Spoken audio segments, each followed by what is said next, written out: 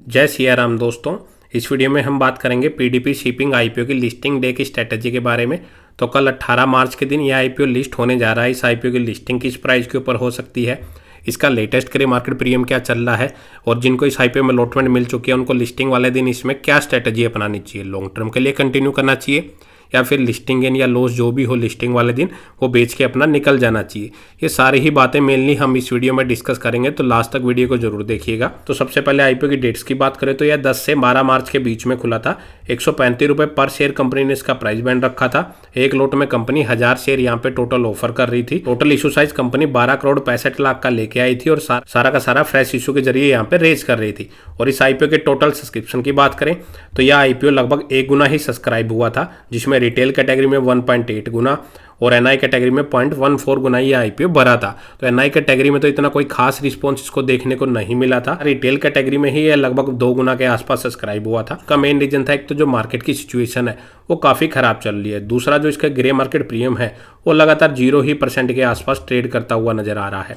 फिलहाल के अकॉर्डिंग भी अगर देखेंगे हम तो वो 0% के आसपास इसका ग्रे मार्केट प्रीमियम चलता हुआ नजर आ रहा है। सवाल आता है कि इस आईपीओ की लिस्टिंग कहाँ पे हो सकती है। तो बेसिकली अगर हम पिछले 4-5 आईपीओ की अगर हम बात करें, जैसे कि अगर हम देखें Bijasan, nucleus and Shrinath paper IPO की बात करें तो इनका जो ग्रे मार्केट प्रीमियम है वो 0% ही चल रहा था, लेकिन उनकी जो लिस्टिंग है वो 16 से 20% के डिस्काउंट पे हुई थी। वहीं इसके अगेंस्ट में अगर हम एनएपीएस ग्लोबल इंडिया आईपीओ और बालाजी फॉस्फेट आईपीओ की बात करें, इनका ग्रे मार्केट प्रीमियम भी 0% चल रहा था, लेकिन इनकी जो लिस्टिंग है 7% और 20% के प्रीमियम पे हुई थी।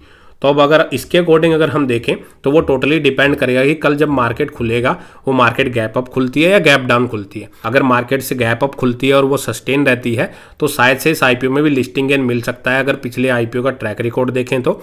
लेकिन कहना मुश्किल है। फिलहाल के अकॉर्डिंग तो शायद से इस आईपीओ की अगर मैं मेरे अकॉर्डिंग लिस्टिंग देखूं तो मेरे को यही अनुमान है कि इसकी जो लिस्टिंग है वो हमें डिस्काउंट प्राइस के ऊपर होती हुई नजर आ सकती है। तो अगर डिस्काउंट प्राइस के ऊपर अगर लिस्टिंग देखेंगे तो शायद 5 से 10% के डिस्काउंट के ऊपर यह आईपीओ लिस्ट हो सकता है।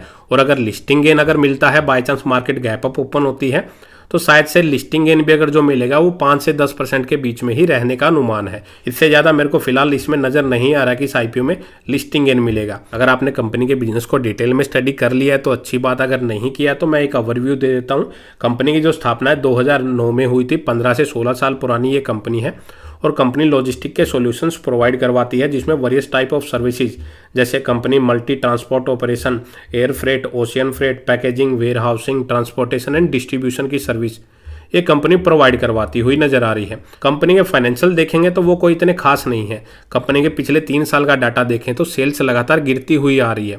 28 करोड़ से कंपनी का रिवेन्यू घट के 21 करोड़ के आसपास रह चुका है, लेकिन प्रॉफिटेबिलिटी कंपनी की ठीक ठाक है, वो धीरे धीरे करके ही बढ़ रही है। लेकिन कंपनी की जब सेल्स ही नहीं बढ़ रही तो कंपनी की प्रॉफिटेबिलिटी कहाँ तक सस्टेन रह पाएगी। कंपनी की जब लगातार सेल्स बढ़ेंगी कंपनी का प्रॉफिट मार्जिन तभी सुधरेंगे। कंपनी के पास लगभग 5.5 करोड़ के रिजर्व है और 3.5 करोड़ की डेप्ट है। तो कंपनी के पैरामीटर अगर देखें तो कोई इतने खास नहीं है। लगभग 40 करोड़ के आसपास की इसकी मार्केट कैप है, डेप्ट टू इक्विटी रेशियो ज़्यादा नहीं है, वैल्यूएशन रीजनेबल रखी है। तो अगर पैरामीटर देखें तो लॉन्ग टर्म के लिए और शॉर्ट टर्म के लिए कोई फिलहाल ऐसे कंपनी के फाइनेंशियल इतने हाई फाई नजर नहीं आ रहे, तो बेटर रहेगा लॉन्ग टर्म के लिए तो होल्ड नहीं करें। और शॉर्ट टर्म की अगर लिस्टिंग गेन की बात करें तो कल के दिन टोटली मार्केट के ऊपर डिपेंड करेगा कल के दिन ये आईपीओ आपको लिस्टिंग गेन दे पाएगा या नहीं दे पाएगा। अगर मिल जाता है 5-10% का लिस्टिंग गेन तो बेटर रहेगा एक बार अपने फाइनेंशियल एडवाइजर से डिस्कस कर ले कि अपना प्रॉफिट बुक करेंगे या लॉन्ग टर्म के लिए कंटिन्यू करेंगे। अगर मेरे को अलॉटमेंट मिली होती तो कल के दिन यह आईपीओ अगर 5-10% के अगर डिस्काउंट पे लिस्ट होता या फिर लिस्टिंग गेन मिलता, मैं दोनों ही केस में अपना जो इसमें प्रॉफिट या लॉस वो बुक कर लेता। मैं लॉन्ग टर्म के लिए इसको कंटिन्यू नहीं करता। आप अपना जो भी डिसीजन लें अपने फाइनेंशियल एडवाइजर से डिस्कस करके ले सकते हैं। तो इस वीडियो में इतना ही। अगर आपको वीडियो अच्छी लगे तो वीडियो को लाइक करें और चैनल को सब्सक्राइब करना ना भूलें। जय सिया राम।